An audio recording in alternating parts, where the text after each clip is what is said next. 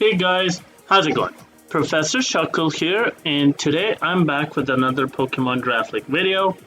This time I'll be going over my final game for the well. If you have been following my season, first of all, thank you. I appreciate the support. But second of all, you would have known that I won my semifinal game like 2 weeks ago. And then, as I mentioned in that video, I had family coming over for like 2 weeks, so I would probably have to join the finals, which is what ended up happening. And yeah, this final is delayed as a result, so my apologies. And because my family was over, I didn't really get a lot of time to prep and play, so I figured a post-com would be better. Just because, again, I think I played this game a couple of days ago, and it was like late at night, so, just before I was going to bed. So I didn't really feel like live calming at the time, because I could be rushed trying to do the team builder, then the battle itself. So, yeah, sorry for all that. My other two playoff games were live commentary, but obviously I feel like post commentary is a little better, like better in the sense that it's more analytical, because, you can pause and talk, like, what you're thinking, basically. I feel like in live com sometimes I'm thinking faster than I can talk, so I don't say everything I'm thinking. But anyways, we're up against Spees, who is another good friend of ours. He was our teammate on DPL Season 7 on the Infernal Armory, and he did really well in SW in his debut season, so, shout outs to him. And he was a great teammate, and he did really well, so that was epic. And he's been killing it here as well. And I don't remember his record, but he made it to the finals, right? And this is going to be a little Infernal Armory showdown, which is pretty cool. So I don't think I've ever played Spees before. I don't know if I played him in APA or PLA. Those are the only two I could think of. But I don't think I played him on APA because I was uploading, and I feel like I would have remembered if I played him. And I don't remember PLA because I was not taking that seriously since I was not playing Beardy. But we might have played, but I don't think we've played. So this might be a first time. Which is pretty cool, right? You get to play like new people. So yeah, let's jump into the matchup now. And he has a team of Great Tusk, Miascarada, Ironmoth, Corviknight, Hatterene, Hydreigon, Quaquaval, Garganacl, Malouetta, and the Electrode. So the first three, Great Tusk, Miascarada, Ironmoth, is actually a core that we had in DPL. And obviously that was with 2 Terra Captains allowed. So it was Terra Ironmoth, and we rounded that off with like Terra King Gambit, and I think there was an Azumarill on the team, and there was Ampharos, and what else was there? I think there was a Dunsparce, and a... not Drifloon. It's definitely not Drifloon, it's something else. But, yeah, the top 3 is really, really good, and it looks very aesthetically pleasing, as you can see. So we're going to have our work cut out for us. Great Tusk is a fantastic Pokemon. Like, it fits on every team, and it can do a bunch of stuff. And versus our team, it's no different. It could be pretty offensive, like booster energy, attack boosting, defense boosting, speed boosting, with like Bulk Up, and he can be like Rapid Spin to get the speed boost and get rid of hazards. He can have Ice Spinner for the Landorus. He can Landorus and the Noivern. Close Combat hits pretty much everything else. And Earthquake or Headlong Rush hits the Valiant and Goldengo. And the Typhlosion, right? Which CC doesn't hit. So, yeah, it can do a bunch. It could be Play Rough if it wants. It could be Knockoff for like Air Balloon Goldengo. It can set up rocks. It could be Helmet if it wanted. It could be Assault Vest. It could be Sash. It can do a bunch of stuff, basically. That's what I'm trying to say. And it definitely... the only thing is it's like pressed for moves a little bit, maybe. But, it could run literally anything, and I think it would be pretty decent into our team. Miascarada was a huge pain, and Rigo versus the team. Choice Bane is kind of really, really strong. The last time we played a Miascarada, I believe that was Burger, yeah, who 6-0'd us with the Kilowattrel, but so we didn't really get to see the interaction. But we had a Muck then, which is slightly better at, with Rocky Helmet and like sticky hold, so you can't knock it off. And like setting T-spikes or something, But on this team, we don't really have that because Reverum is not as bulky as Muck, right? So that's a pain. And yeah, like the Masquerade, Choice Band is just too strong versus a team. Knockoff, Sucker Punch, Play Rough, Flower Trick, U-Turn, like it can do a bunch. Spikes, as our team is pretty weak to spikes as hazards, as I've been saying all season.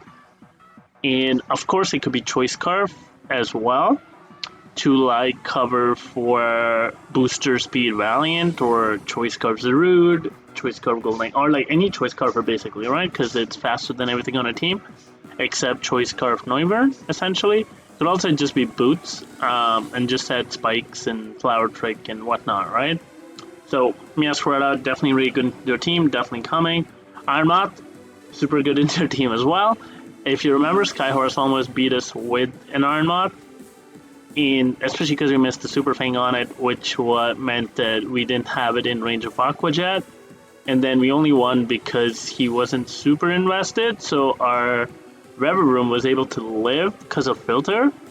But here, I don't really think he needs to be like bulkier. He should just go all out, right? Because we don't really have switches. Like he could be Booster Speed, or he could be Booster Special Attack with Agility if he can find that opportunity, and then just basically win, right? If the Urshifu is dead, because Dazzling Gleam, Fury Dance, Fire Blast, or Overheat, or Flamethrower, and Dazzle hits the whole team really, really hard. The only kind of check to it is, well, a bulky Typhlosion, but again, it can take repeated hits because it doesn't have recovery, or Dunsparce. But Dunsparce is obviously passive, and we're trying to avoid that, especially into his first 3. So, yeah, Ironmoth again, super strong, and definitely have to be careful about it. Corviknight really good here as well, defensively. It could be physically defensive to check the Landorus, and like Urshifu with like Helmet, or just leftovers if he expects the Punching Glove. And U-Turn, Brave Bird, Roost. He shouldn't be Defog, so maybe like Payback or something. Yeah, something like that. It could also try to be Agility, Weakness, Policy with like Power Trip to hit the Goldango, but if the Goldango comes, I feel like that doesn't do as much because I can just plot up on the Corviknight to like kill it, and there's no like Key Berry or Moringa Berry to boost Pidef. I don't remember if it gets screens, or like if it gets screens, it could set up screen to make it easier. Like set a screen, then U-turn, so he has that momentum. Hatterene. So I feel like both Corviknight and Hatterene have to come. One has to check the Landorus and Urshifu, or not the Landorus. One has to check the Urshifu because I think the Tusk can handle the Landorus, and the other has to check the Valiant basically. So I could see like a Fizdef AV Hatterene as the Valiant response. Or I could see like a Spidef Corviknight or a mixed defensive Corviknight trying to check a Valiant. Something like that I think is probably what he's going to end up doing. So one to check Urshifu, one to check Valiant, the two biggest threats I have on my team. Hydreigon, really good into our team as well. Basically, we don't switch into Draco. Like, if he predicts right, we don't switch into anything. Because Draco hits our team pretty hard. Dark Pulse for the Goldango. And Flash Cannon for like the Valiant. So if he's like sub Expert Belt 3 attacks, could be pretty painful for our team to switch into. And Dunsparce is kind of okay, but then it also gets Plot, so it could try to get around that with Plot. And yeah, basically, again, Hydreigon can be annoying. It could also be Rocks if he wants to free up Tusk, or like Scarf, U-turn, whatever, Because again, Hydreigon has this really nice speed tier here. As you can see, I have a bunch of mons from 97 to 84, right? Which I've said in the past. And Hydreigon outspeeds all of them with its base 98. So as a choice Carver, it outspeeds all these Pokemon, which is pretty epic. So I feel like Hydreigon is definitely coming just because of the speed tier. And yeah, like it's gonna be a pain to switch into, and switch around, if it predicts right. Quaquaval, I think we are okay because we have a Rotom, a Noivern, a Zerud, and Urshifu, and like Booster Valiant with speed. But obviously, if it gets out of hand, like we misplay or something, or with like screen support, it definitely, or like, if he has like T-Base support or Nuzzle support and we get full paired or something, Quick Wall can definitely go crazy. So I'm not going to rule it out, but I feel like we can handle it slightly better than some of his other threats. Garganacl could come again if you want rocks, or if he wants to use it as a lure, maybe like with Chople Heavy Slime or something for the Valiant. And obviously Salt Cure is a little annoying because if he can use that to like pivot around, basically, or like have Salt Cure press Protect to like chip down the team quicker, to put it in range of like Booster Speed Iron Moth or something like that. So I can definitely see it coming. Meloetta I can also see coming. He could try the cheeky Relic Song to get the speed and try to win that way, although I don't know if that form can hit the Goldingo. Or it could just be like Choice Specs and try to predict with like Hyper Voice, Shadow Ball, Psyshock, something like that. Could definitely be scary. Or even just U-turn, right? Try to bait in the Goldingo and you U-turn out into Iron Moth and then click a button, or into Hydreigon and click a button. So definitely can come. Electrode, I don't think is coming unless he's trying to get Static Para with the Urshifu. But even then, I mean, Electrode's a little better into like the ground of lane though, because it can foul play and it'll hurt. But I don't really see it coming. Like, I feel like his other mons are better. But I mean, obviously it could come. I don't think it gets both screens this gen either, so I don't really see it coming. And instead of going over my team, I'll actually show the team builder first, and then, and I'll talk about the mons I didn't bring and like if they had a viable matchup or not, because I feel like that just saves me time, right? I don't want to repeat like why I'm bringing something. So starting up, I have a Landorus with Citrus Berry, enough speed for the Meloetta, so we're hitting 208, and mostly like bulky, more on the Speed F side. I'm running Stealth Rock, Psychic, Earth Power, U-turn. Earth Power is just to, the stab, and it hits like Tusk a little harder than Earthquake, basically, kind of thing. It also hits the Garganacl a little harder. U-turn is just because momentum, and I'll get into why we're prioritizing momentum here. Psychic hits the Tusk and the Quick Wall in one, which is pretty cool. And Rocks, just because, Rocks is... The main reason for Rocks is to get some chip on the Meowscarada, which one would be good. And the other one was for the Iron Moth, because if he is like Booster Energy, our Psyshock from Valiant does not kill, so I kind of need like Rocks chip on it so that Psyshock from Valiant will kill. And basically, Rocks up would be good to know if it's boots or not, or like a boosting item or a Scarf or a Specs or whatever, right? Because all of them are viable here. But yeah, it's more Speed F, and with the Citrus to kind of take hits better. It will be a pivot into like Iron Moth initially, and hope for the best that we're able to like take 2 hits. I definitely want to be fast because I want to be faster than Tusk, so I don't want to be like, and I feel like given how clunky my speed tiers are and how his like match up, he's definitely going to try and outspeed everything he potentially can. So like the Goldingo, right, and like the Quick Wall probably would outspeed the Goldingo as well. So I feel like he would have a lot of speed on his mod, so I kind of just went for a lot of speed myself as well. I debated like Assault Vest with Smackdown for a while, and then make it hard for him like to pivot around because we would kind of hit stuff hard. And Smackdown into U-turn is a pretty safe combo because after the Smackdown on like a Corviknight, he's gonna swap into like Hydro or Tusk or something, so we get momentum. But in the end, I thought Rocks might be better if I'm able to get them up. Especially like if I get a lead right or something and Tusk is not in, and I U-turn expecting the Tusk, I can get it for Urshifu, right? So, and then once I get the Urshifu, maybe he sacks it for a chip or whatever, and then I can get up my Rocks later, especially if like the Tusk has been chipped a little, because then I can Psychic pick it off, which is nice. Next up, Urshifu with the Punching Glove, max attack, same speed as the Lando, outspeeding the Meloetta. And we're running Surging Strike, Swords Dance, Drain Punch, and Aqua Jet. Urshifu Rapid's my best Pokemon in this matchup. If I am to win this matchup, I need Urshifu around at the end, I feel. I definitely need it to break early, but I might need the Aqua Jet priority in the back as well. potentially. So I might need to scout for some information, but basically, he has no switch into this Pokemon, right? If he brings in Fizz Def Corviknight and it takes any little chip, it's going to be 2-hit KO'd by Surging Strikes. Hatterene as well, I believe, if it takes any kind of chip, is 2-hit KO'd by Surging Strikes. And everything else on his team does not like this, right? It does not like the stabs. And the fourth move, was up for debate. I debated Trailblaze, which could have been nice, but then obviously I thought he has to have some way of, like, he has to have a Scarf or Booster Moth or something, right? To kind of check the Urshifu, otherwise it could go crazy. Because with Trailblaze, I would probably go Adamant, because I would just like need to outspeed Masquerada at +1, right? So in that way, it could definitely be scary for him. I debated Swords Dance, I debated Bulk Up. Obviously, Bulk Up is a little annoying because he can just go Masquerada after I get a kill and just Flower Trick.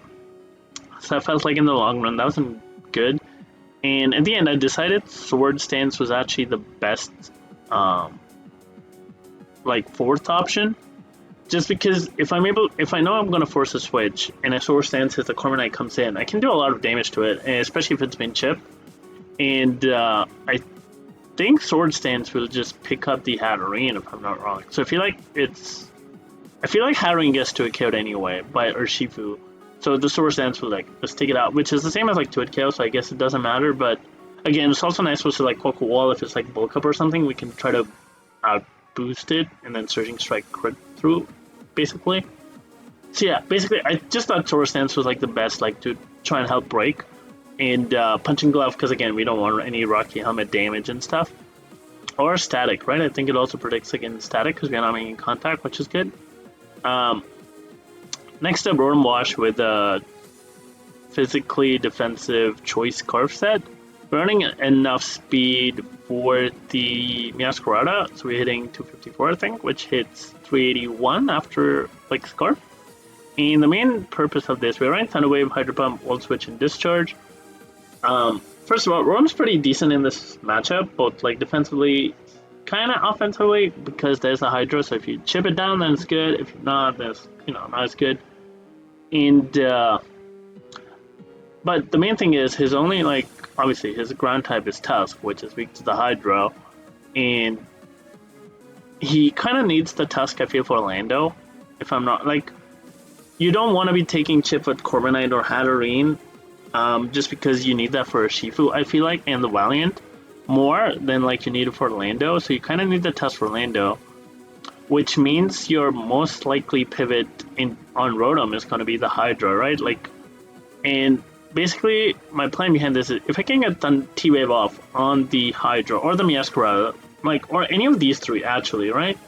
It makes my Urshifu that much better because I don't need to be worried about getting outsped. I can just click buttons fearlessly, which I think is super important, right? Trying to win this game. And I mentioned this in the past. I tried not to bring Thunder Wave in playoff games. In regular season games, just so that I have that element of surprise in playoffs. Because I feel Yellow Magic is a better tool to keep for playoffs, because it can always make a bad matchup manageable potentially. So basically, that's what it is. And then Volt Switch for momentum, Hydro Pump just for the Tusk and Moth, and then Discharge again just to get pairs, right? Hopefully it might come into play. And yeah, it's super bulky, and I'm hoping the bulk might make him think I'm not Scarf, which would be, pretty cool. Next up, Goldango with the Leftovers. This is our second breaker on the team. I decided to run no speed on it because once again, everything Coco Wall and up is faster, so I felt and I feel he's gonna run max speed on everything. So I figured it was better to just be bulky, hopefully, and that might work out better. And mostly because I decided to run sub to take advantage, because basically the issue with Goldango here is it's really good into these two mons and these two mons, right? And I guess this too, kind of. So it's good versus the fatter, weaker mons, but the top three are all faster and can OHKO it because we are not a resist berry. So once he knows I'm Leftovers, right? He's if this is Bandit or Booster, if this is Band, this is some boosting, they're all gonna just bop it, right? And same with Hydra. and I guess it's okay into Quack Wall because we're bulky, so we can Shadow Ball, and he has to be scared of Thunder Wave.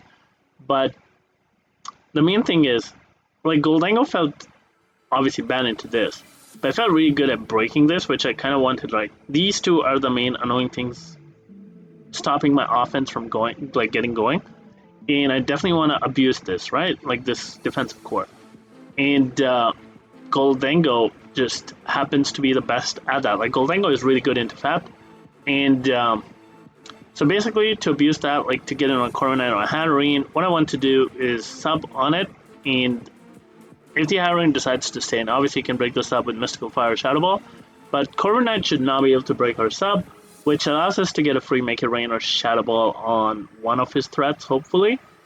And Nasty Plot I just had in case like the Corviknight is Spadaf and tries to like roost-stall us with like pressure. So I was like, Nasty Plot can get me out of that jam, and then obviously if I plot up once behind a sub, then obviously I pick a kill then, right? Like Shadow Ball and Make It Rain is definitely going to pick up something, which is pretty epic. I mean, leftovers is just, to keep myself healthy and be able to sub again and again if needed.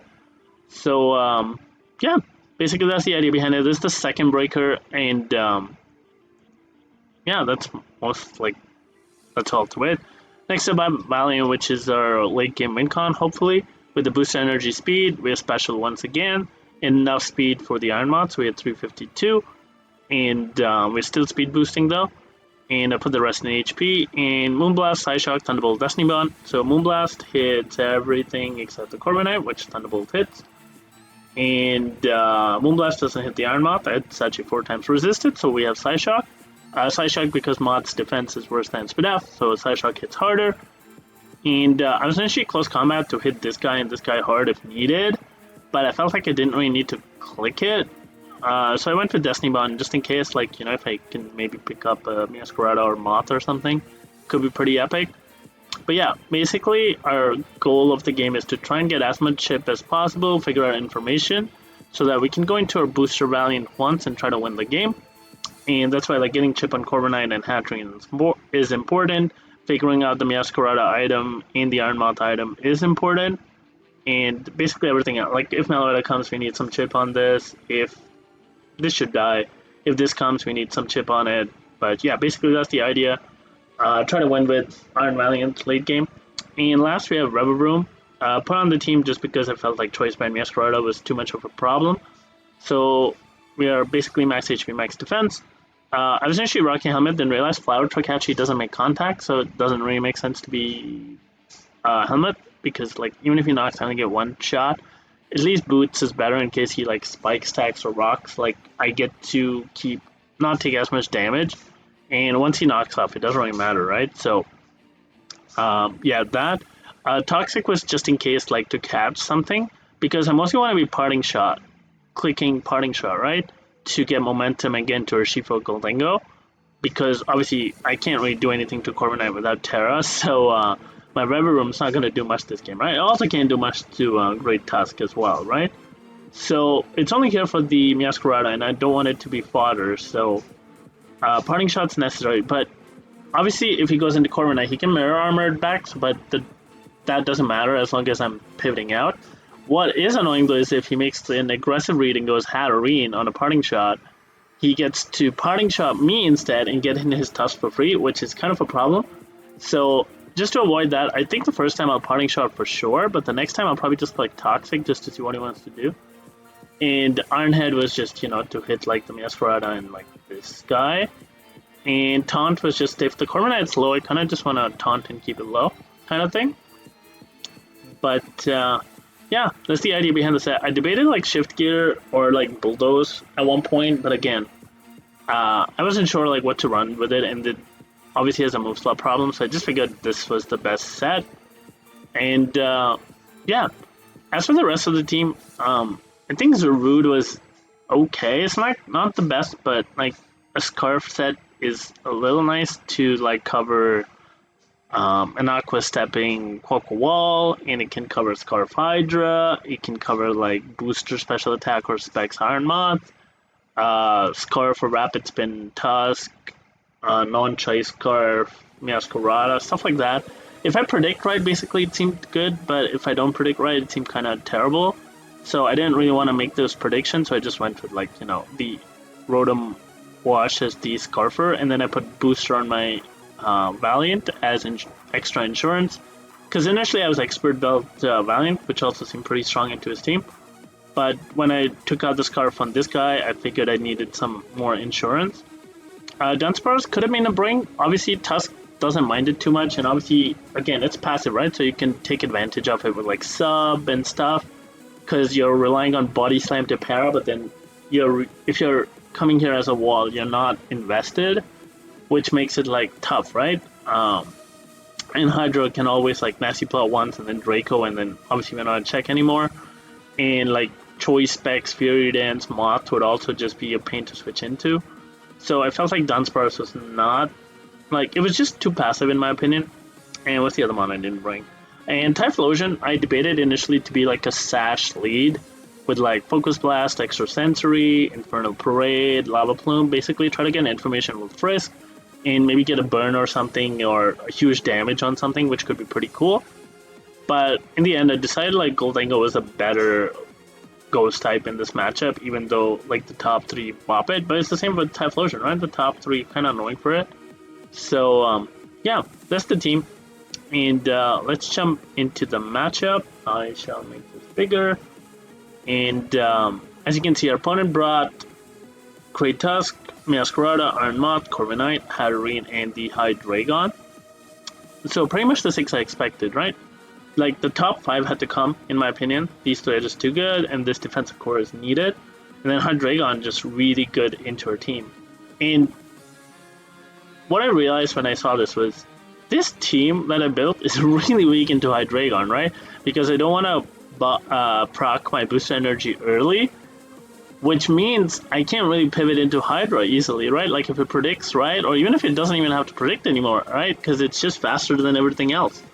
And can drop strong Dracos or Dark Pulses like as it wants. So I was like, okay, this Hydreigon guy is a problem, and I kind of need to make sure I'm not giving it too many free turns, and hopefully I can snag a pair on it early so that Urshifu can always revenge it, right? So, yeah.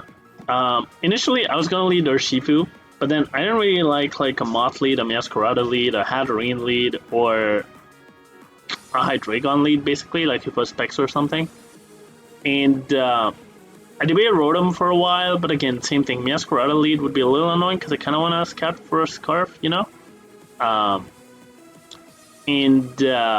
So it felt like the best lead for me was the Lando, which basically leads right into everything, right? If he leads Masquerada, I get a free U-turn for momentum. If he leads Hydra, I'm pretty sped out, so I can try to figure out if he's like Life Orb or Specs, and if he's not, I feel like I should live and have Citrus Berry and U-turn and get momentum. I have Psychic for the Tusk, and I should be living an Ice Spinner with the Intimidate.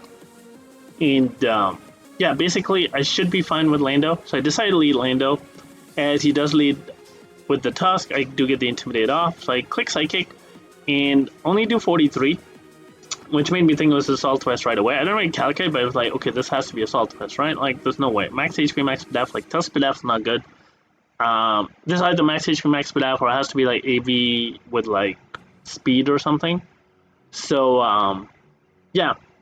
Definitely pretty good bring on his part. As he clicks Ice Spinner, does about 75, which also kind of showed, like, he's invested, right? Like, because Lando's not that frail. We do get the Citrus Berry, but it's not enough to be like good enough for Moth or Hydra later. So that's kind of sad, but we didn't really have, like, he could have set rocks or something, so I just want to get Chip on this and figure out the set. Here, I thought he would not want to take another Psychic, because Psychic would, you know, just basically means this always dead to like Aqua Jet or whatever. It's even in range of like Ironhead from Revavroom potentially. And I felt like he might want to save this and go Hydra or Corviknight. And I decided that clicking Rocks was better as he tries to switch, because, you know, Rocks are really good for the Moth, as I've mentioned. And even like stuff like Corviknight getting Chip or the Hatterene, Masquerada, all that Chip is pretty essential for the Valiant. So I thought he might switch out of the Tusk to save this. So I go for Rocks. as he makes a really good play and clicks Rapid Spin. And I was like, oh, there's a problem now because I know he's faster, right? And yeah, this is not good. This is pretty terrible turn 2 for me. In hindsight, I should have either clicked Psychic again or clicked U-turn, right? If I predicted the Hydra, I guess U-turn was better than Rocks, but then again, I guess I got in the mindset of draft player, so I must need Rocks. And it definitely hurt me a little bit with like this play, like he called me out, and because obviously he didn't die, right? But I didn't feel like he was gonna give me this Tusk, like make it so weak. And yeah, and like I think I should have just clicked U-turn here and gone into Urshifu on this.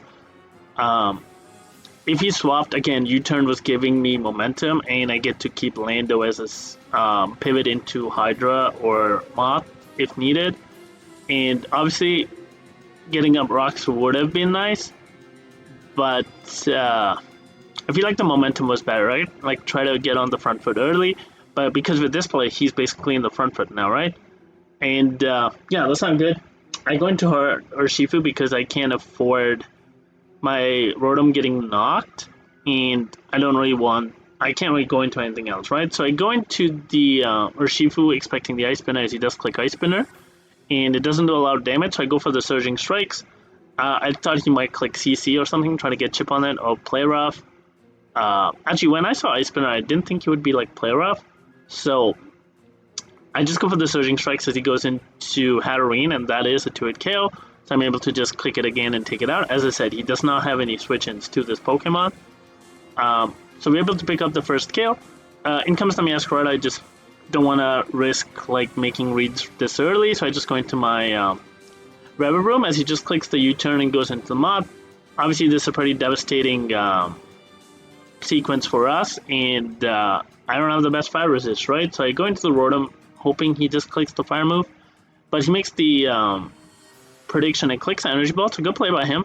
I think this was a pretty easier read because obviously if I give up the Reverroom, Meowscarada gets a lot threatening, and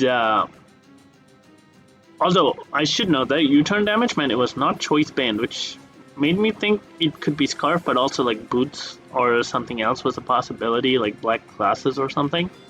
So, but that it was good to know it was not banded. So I go into the Rotom Wash as he clicks Energy Ball here, and I'm hoping he'll stay in, because obviously that did a lot of damage, and I thought maybe he would think I'm just max HP, max defense to be taking that much, because he should have known I'm max HP, but not like Spadef. So I was hoping he would just stay in and not be Scarf. But I thought he had a pretty safe Hydra pivot as well, and so I figured the best mid-ground here was Thunder Wave, because I felt like he would not go into Tusk from a Water Weak Mon into a Water Weak Mon. And, like, I thought Hydra was the most likely pivot if he's going to switch out or Scout. And Thunder Waving Hydra was also pretty good for me, right? Because this team does not switch into Hydra. And obviously if he stayed in, Thunder Wave on the Moth was also really good because that meant my Goldengo would be able to kill it, which is pretty good. And obviously he can't go on the Reverroom as safely because if he feared I had Bulldoze, then I would just be able to bop him if he got Thunder Wave, right? So I felt like it was still worth it even if he didn't Scout to go for the Thunder Wave, because I don't really expect this pivot, but he does make the great Tusk pivot. I don't know if this was a sack or like he predicted a T-Wave. I do not know, but he got me there like really good. I'm still a little confused by it because, again, it's not a mid-ground, right? Because you're going from Water Weak to Water Weak, and like our Psychic did 43, and I think the Hydra is a lot stronger with stabs. This would have just died, and I guess you get your free pivot into Hydra or Meow after, so I guess it makes sense, but I don't know, he got me there, right? So he's been playing bad. He's outplayed me on 2 turns now, so really, this is like looking tough. I go into the Lando just to intimidate this guy as he clicks CC, which means I can take him out with Psychic, so I was like, I'm pretty sure this time he is going to switch and save the Tusk because still it's a good amount of health. So I click U-turn expecting that, so we're able to generate some momentum back. But this is where the problem comes in. because I'm Booster Energy Valiant and I do not want to proc it right now, I basically do not have a play into this Pokemon. I could go Rotom, but if he's Scarf, I just lose my Rotom, right? And other than that, nothing on my team wants to switch into this. My Reverroom cannot take damage because of the Masquerada. Like Gold, I could have gone to Goldango to bluff Colbur, which could have been an option. But again, if he was Choice Specs and just went for the Dark Pulse or whatever, right, that could have been devastating. But in hindsight, maybe I should bluff like Colbur or something. But I thought maybe I can go to Shifu and bluff that, I'm bulky enough to take this hit because I went into it. And I don't know, in hindsight, if going Rotom was better or going this. I don't know if going Goldango was better or going into this. But anyway, going to Urshifu. Basically, I had this 56 BDF here, right? And this was to make like the Draco roll a little nicer from like Timid Max Attack. And basically this U-turn did a little less than I thought it would, because I feel like when I was mocking, because I mocked Mante for this, so shoutouts Mante. The U-turn did like 50, but I don't remember if this was when I was like Smackdown and Physical with U-turn, or it was when I was Negative Attack U-turn. And so in my mind, I was like, oh, this Hydra is slightly bulky, so maybe he will not be able to kill us. So I was like, oh, and like I don't have any other play, because that's what I felt like. If I go Goldango and he just Dark Pulses or something, I'm in trouble. And I can't go into my Valiant because I want to keep my booster energy. So, yeah, I stand to go for Drain Punch. He clicks Draco and it crits, and in my mind, this was game over. Because as I said, Urshifu was the most important mon on my team. It was the best Pokemon I had. And this was the way I break his team and still keep Aqua Jet. All I needed this to be was alive enough. Like, the HP didn't really matter as much as it being alive. So that I always had the Aqua Jet for the Iron Moth. And, like, potentially the Tusk if I need it. But this Draco, the crit. So initially I thought, oh, I had, like, in my head I was like, oh, I probably had a chance to live, and the crit just took it all out. And I didn't know what the roll would be. So, but again, this is all terrible, in my opinion. Like, I made a mistake. I shouldn't have. Even after I made this Urshifu play, I should have just doubled back into Lando on the Draco or Dark Pulse or whatever, just to see what I wanted to do. And yeah, giving up my Urshifu here was a really, really, really bad play. And yeah, in my head, I was like, okay, I've lost. I don't think I can break his team anymore, right? Like, how am I getting damage on the Corviknight? So my Valiant will never be able to get chip, and then I'll just die, right? Basically, was what I was thinking. So, yeah, this was not good. I go into the Goldango after the drop, and I believe I just clicked on Make It Rain, and I do get 33% on the Moth, which doesn't really have to be Booster, which I was like, okay, it made me think it was like Specs or something. And I was like, okay, damn, this is a problem as well. But I do have the Lando sack for this, which is, I guess it works out here now that I had a sack for the Moth, as he does click the Overheat. So I was like, oh, he could be Choice Specs, just because he didn't show an item. So I was like, okay, I'm going to go back into my Rotom. And this time I do click Thunder Wave again, thinking he's not going to do the Great Tusk play again, as he does go into the Hydra this time. So we were able to catch it with the Thunder Wave. And here, I was like, again, here, I didn't really have a play. My hope was that he goes for, like, Draco once again. So I decided to pivot into Reverroom and just Parting Shot out to kind of weaken this so I can maybe pivot around it. But I do get the full Para, which kind of helps, which is, like, big because we don't take damage on this, which is, pretty good. But, again, sorry to my opponent. But this is why I brought Thunder Wave. And it works out for us turn 1, which is nice. And here, just Parting Shot going to Goldango. As he clicks the Flamethrower and does 41, so that's pretty good that we, this helped us take that hit a little better. And here I click this up. 2 reasons. One, I thought he might keep the Hydreigon around.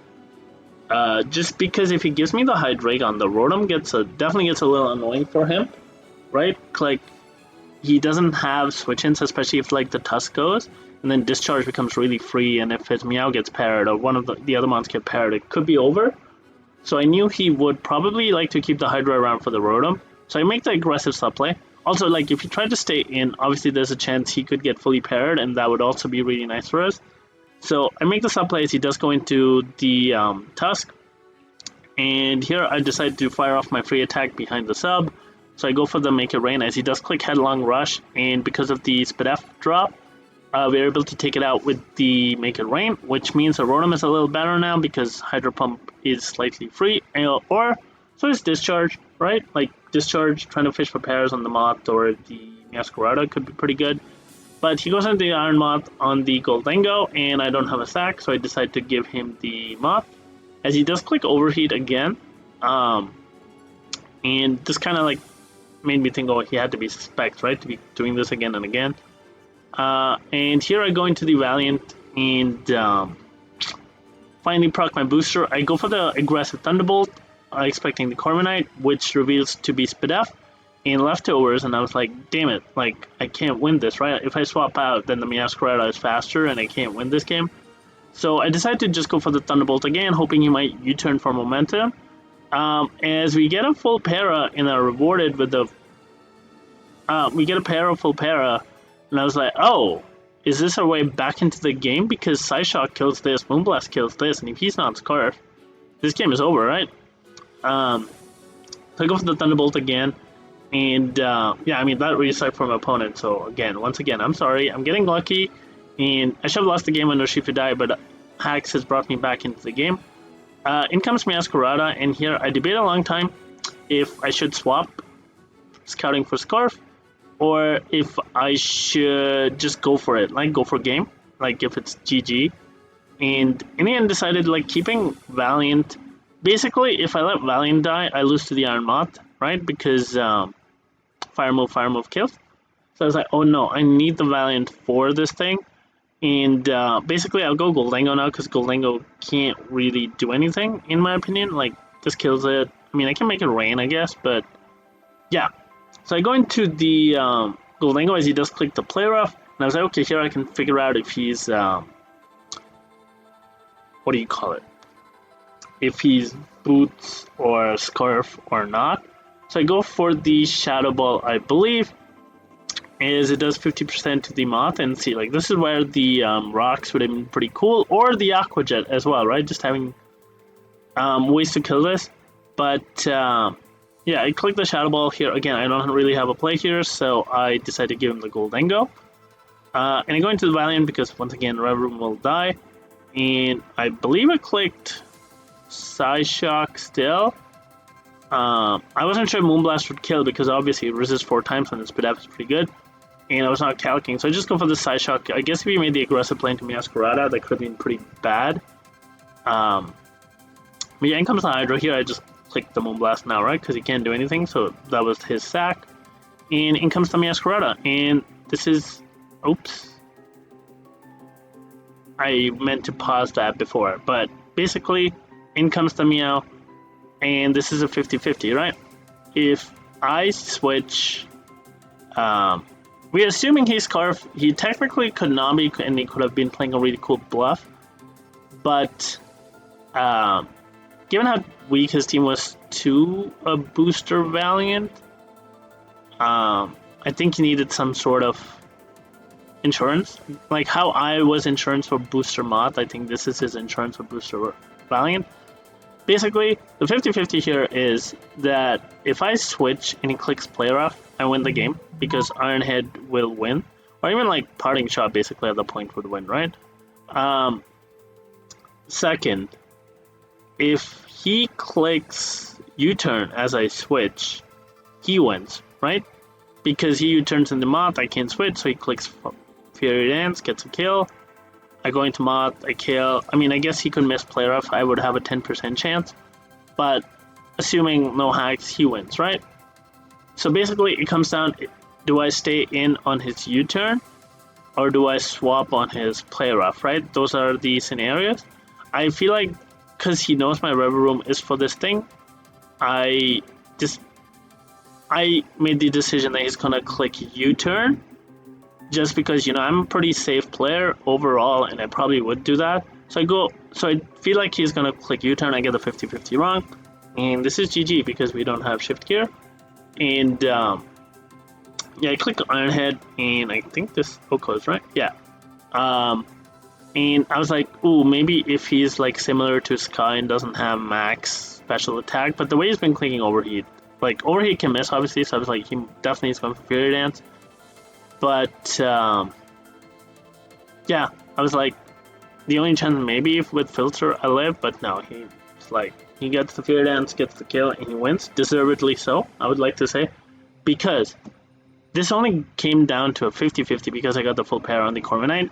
I'm assuming he just clicked Brave Bird or Drill Peck there.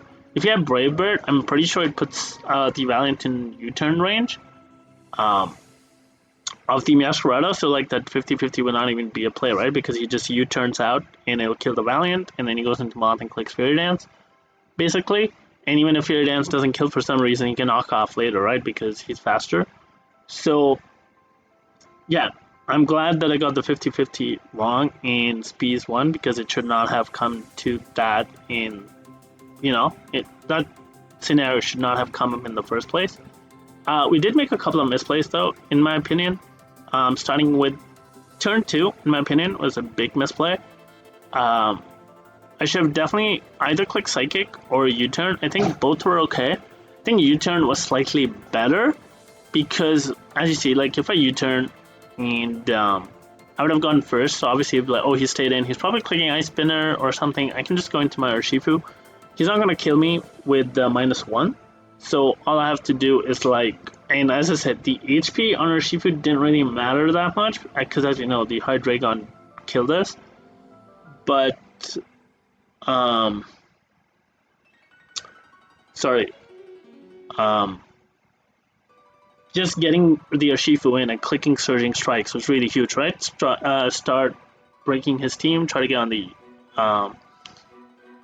try to get an upper hand into the match, and yeah. So this is his team for reference, and his Hydreigon was Wise Glasses, but not max special attack. So initially, I thought the crit on the Urshifu was really bad because it was in my favor. I think if he was not Wise Glasses, it's like a 20% chance to kill and then like a 10% chance to miss, so definitely in my favor. But he was Wise Glasses, so it was like an 80% chance to kill or something. So definitely in his favor, right? And obviously it could have been something else. It could have been Dragon Fang or Specs or something, so it's not a good play by me, as I said, because Urshifu was really important. But yeah, signing up, this turn was definitely not the best. I feel like U-turn was better. Or just Psychic, like try to chip this down. But obviously, Psychic, the fear of him going into Hydreigon was really big. So in my mind, I think U-turn was just better, because if he goes Hydra, you get the chip you need. And obviously, you can go Urshifu then. Actually, I don't know if you can go Urshifu then. Because, again, I would not know Specs. Although I guess with U-turn, I would know the damage that he's slightly bulkier, so it's not Specs, I guess. So I would still go Urshifu, and then obviously from full, it was a better roll in my favor. Yeah, so that's the first misplay, and the next misplay was obviously this turn here. I think after this I should have just swapped out into the Lando, or maybe even like the Goldango, right? Because he's not clicking Dark Pulse here, right? He's clicking Draco for sure, and I definitely needed to pivot around on this. And yeah, not pivoting and losing Urshifu was really big. After that, I guess I made a couple of decent plays to get it back into it. Like the Thunder Wave was really good. But again, this Thunder Wave didn't matter as much. Like it was good for the Goldango, but he had a couple of switch-ins to Goldango, right? Whereas Urshifu, he would not have had a switch. So which is why Urshifu is more important. Definitely got a little lucky there with the full para, like the turn after, because we were able to... our Reverum doesn't take damage, which is good. Then here, obviously, the sub was pretty good to get back into it. Yeah, here, obviously, we got really lucky here, because if we click Spray Bird, it doesn't kill us, but it definitely puts it around, like, 10% left, which should be U-turn range, I think, because Valiant's not the most bulky. Obviously, you could try to Roost Stall, or maybe you could have clicked Light Screen, I think. He had Light Screen, right? Yeah, he had Light Screen. I don't know what he clicked. He could have tried to Roost Stall or whatever, but obviously, I think Brave Bird was more likely. Just in case I clicked like Calm Mind or something, right? Would have been bad for him. Or if I had Encore or something, I guess. So yeah, this is really bad. This is how it came down to be a 50-50, and obviously this was hacked. So I did not deserve this. Gladspeed won that. We did.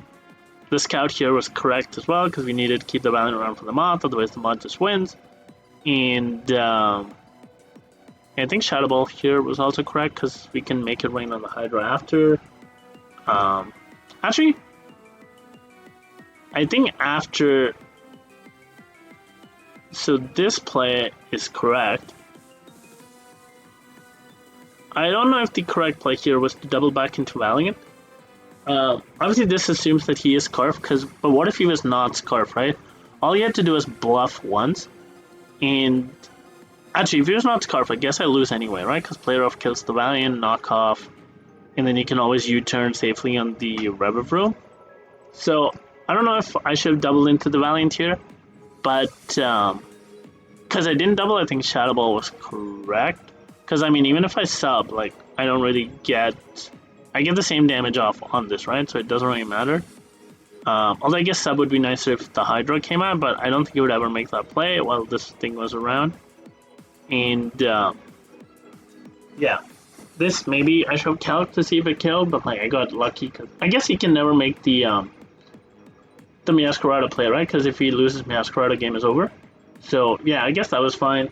And then, obviously, this was a 50-50. And, I didn't deserve to win that one, so, congratulations to Spees. He had a really good season, played really well, deserving champion, and his prep was pretty interesting too, right?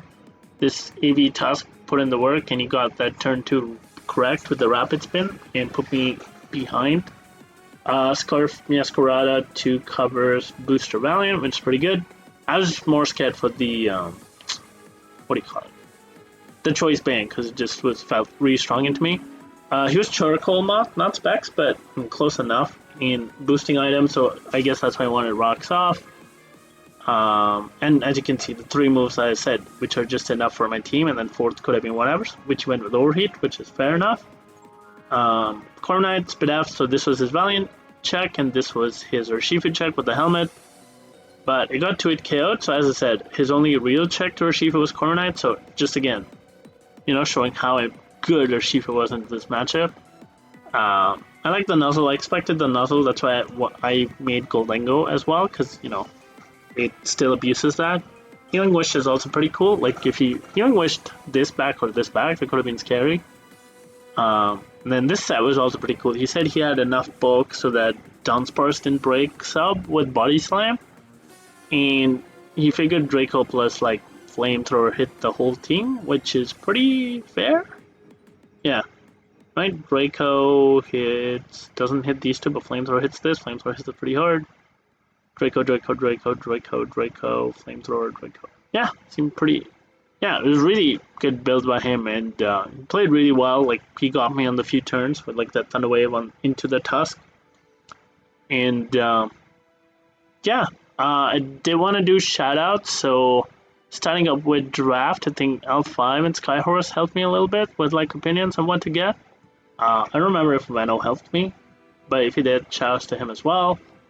Throughout the season, I don't really mock, but I think I asked L5 and Mountay sometimes in, like, a couple of sets to run, so shoutouts to them. And then Mountay mocked me for playoffs, so again, shout out to him, he's the GOAT. And, L5 helped me a little bit for playoffs, like I would just ask him. He gave me the Choice Specs Noivern set in the semis, which popped off. And Beardy actually suggested running Choice Cup Rotom here with Thunderwave to, like, cripple his things and put the Goldengo on the team with sub. So shoutouts to him as well. And then shoutouts to all the viewers who still watch my content. Appreciate you all. I don't know what the next thing I upload will be. I'm captaining the Smogon Team Tour, which has auction next week. But I don't think I'll have time to upload, like, any analysis and stuff until the season is over. And I don't know if I'll upload games unless, like, I do well or something. So, yeah, no idea. And I don't think I have any other league to upload because it's just tours. And, yeah, I don't know. Maybe I'll try to see if I can find some other fun category to upload or something. Or, like, low effort. Or... Yeah, not sure. But that'll be all. Oh, I did want to actually. Let's go over our team. Oh, as you can see, this is my all-time stats doc. I've played 529 games, won 377, which is 71%. This does not include low tier and Little Cup games, which would bump this up a little bit. I think Little Cup especially because I have a decent number of wins there. But as you can see, all the championships I won, DPL, TDD, Hive, and stuff. And my kill leaders, which is Mega Diancie, my GOAT. And I've drafted a bunch of times as well. And yeah, let's see how our team did. Let's get the well. Yeah, season 1. Can make this a little bigger. There we go. So Valiant, which because I played 11 games because this was 12, but I got forfeit 1 week. So I brought him to every single game. He got 14 kills, which feels a little underwhelming from your top mon, but what I found with Valiant as compared to Diancie is while Valiant has better coverage on the physical side than Diancie does, because you can't miss basically CC and stuff, and it has more options. Because it's slightly weaker, you need a little more chip damage, and then obviously given how this meta is, how offensive it is, half the time you want it to be booster speed, which means you kind of keep it in the back until you're ready to bring it out, or at least the way I play, right? Because I like to have insurance. So I felt like I was keeping him in the back a lot, which is why I didn't get a lot of the kills, right? And but it still did okay, right? 14 kills isn't terrible, and it was still the highest on our team. It was almost double the next Pokemon, which was Goldengo, which got 8 kills in 8 games. I did not bring him in playoffs the first 2 games, but I brought him in the finals. And I feel like Goldengo for me, I know some people say it's just good in general versus everything. I disagree. I think it's not as good into the top tier offenses because the speed tier is a little middling. And so it struggles, right? Versus speeds as well. It struggles versus the top 3 plus Hydra, right? But what it shines, obviously you can run a lure, it's bulky enough to get the mileage you need out of it. You can trade easily and you have strong attacks, but I feel like it bullies bulky mons really well. So it's really good at dismantling defensive cores, which is basically what I used it for, right? Corbin, I had Rain here and the Florges in another game. Lando was really important in playoffs. That I would have lost to Paranox because he brought the Regieleki if I didn't bring the Lando. And it put in the work there with the brick break to break the screens, which was really important.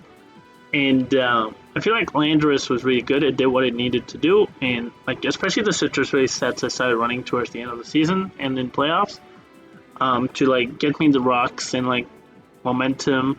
I didn't use Scarf a lot because again I feel like most teams were really fast, so Lando was not cutting it. And yeah, I was pretty happy with Lando. I feel like it did its job. The taunt, the U-turn, whatever. It was really good.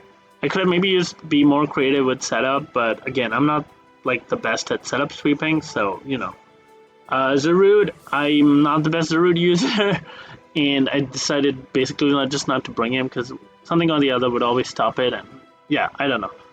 I'm just terrible with Zarude, and I feel like I'm never gonna draft this Pokemon again because it's the second or third time I've been disappointed by it. Rotom was pretty decent. Once again, it's one of the best pivot mons, right? And that's what it did, basically. I did run Nasty Plot a couple of times, and it did okay. But again, I don't think I used it that well. But, it was good for my overall team. Individually, I didn't use it well, to make it shine. But, it helped my team out a lot, I feel, with its typing and defensive, bulk. Dunsparce did an okay job, when it came. I tried not to bring it too much, because, again, it's a passive mon, and it can be taken advantage of. But I feel like when it came, it did its job. Noivern, that was the reason I got 6 out in one of the games. And almost lost another game because of missed Super Fang. But it did pull up in the semis where it got a couple of kills with choice specs. And that's the only time I ran offensive Noivern, I think. Otherwise, it was just here to run defog and stop me from losing to hazards, basically. And I think it did an okay job, It's okay. It's not the best. I still prefer Crobat because Brave Bird is better, but um, speed is terrible in SW, and there's not enough removal, so not everyone's okay at that. Muck, which I only used for 2 games. One of them was the 6-0, so I didn't really get to do much, and then I dropped it for the Rev Room. But I feel like Muck is definitely a lot better in this gen with like T-Spikes, Rain Punch, and stuff. Arcanine, which I really enjoyed, and I feel like I want to try Terra Hisuian Arcanine in a league because it seems really fun. And to get rid of that get rid of that terrible defensive typing. Its offensive typing is great. Fire Rock is fantastic. Defensively though, kind of bad, right? Because you only resist like what, Fairy and Normal, and Bug, right? Because you're weak to Water 4 times, you're weak to Ground 4 times, you're weak to Fighting. You're weak to Rocks. Obviously, you don't resist Grass, even though you're a Fire type. You don't resist. What was I gonna say? Don't resist, even though you should have. You don't resist Steel, even though you're a Fire type. Stuff like that was a little annoying. It also resists Poison, I guess, but yeah, So I found defensively it's hard to use, but offensively it's great. And then with Terra, you can make it do a lot more stuff, give it Terra Blast coverage, or make the defensive typing a lot better. Obviously, Terra Normal E-Speed is fantastic as well. But it did win us that one game where it hit that, late game, I think it was versus Field, where it hit that head smash at the end, which was fantastic. Urshifu Rapid, fell in love with this Pokemon. This one is great. I didn't use it that well, I still got 7 kills. And I ran the same set every week. I ran Punching Glove all 6 games. But it's just the best item, and like Punching Gloves just make Surging Strikes go to another level, which is fantastic. You don't have to worry about a helmet every time you click it now, right? And because protective pads are fine, but again, like they don't have that power. This Punching Glove, that 10% boost is really big. So I really like it. I really like Urshifu. It was a great breaker, and it was definitely better than Arcanine. Like I felt my team was a lot better once I made that switch. Reverum came to 3 games, got 3 kills. I think could have put in work in the semis, but we won before it got to it, which is cool. But yeah, I feel like Reverum was fine, not disappointed. I'm using Terra Reverum in 2 leagues right now. Shout out to Sean for the inspiration, and Reverum is the GOAT. That's all I gotta say. The car is just too good. And Typhlosion was 3 points, so I got it, and I only got to use it once, but I don't know. I'm not the best Typhlosion user either again. But Frisk is underrated, so I might use this again. But I know they've been bumping up the price on this one, so I don't know if it'll be that cheap ever again. But yeah, that's how our team did. I think it did okay. 9-3 is not terrible. And basically we lost those 2 games, but then we bounced back. Like, once we had Urshifu, we didn't lose till the final, which I think is pretty cool. And, but yeah, this makes it the second Scarlet Violet League finals that I've lost, because I lost Trick House Season 7. Yeah, right here. I lost to Lux in the finals, who beat me pretty handily with his Baxcalibur. And this is like the 3rd league final, no, the 4th league final I've lost since winning Hive, because I lost Trick House Gengar Season 6 to Theo, which was the multi-gen league. But that one was a funny story because I was eliminated in quarterfinals, but then the opponent I played got banned server-wide because of assault. So I was put back in like the semis, and I won my semis game, and then I played my finals within like 10 minutes of my semis game. So like it was pretty funny. We were not supposed to make finals, but we did. So it was only fair that we lost. And then I lost to IBS Season 7 in the finals because I got hacked by my good buddy T-Row, who thought it would be funny to hack me again and again in Standard, because that's just the kind of guy he is. And we would have had a perfect season there. They let us get Mega Zam at pick 7, and it just went crazy. And then, but in the final, it was Shaman that was putting in all the work. I brought this really cool defensive Shaman that he could not break, and then he crit me. And I was so sad. And then he crit my Zam too. So, not cool, Tiro, not cool. And then, yeah, I lost Trick House, and I lost the Well now. So that's 4 finals. And, maybe I've lost that winning Clutch Gene now. Even DPL, I only went 500. So gotta find that groove back, I guess. Or maybe I'm just washed now, right? L5 is right. But anyways, hopefully you guys enjoyed, and I'll see you next time. Bye!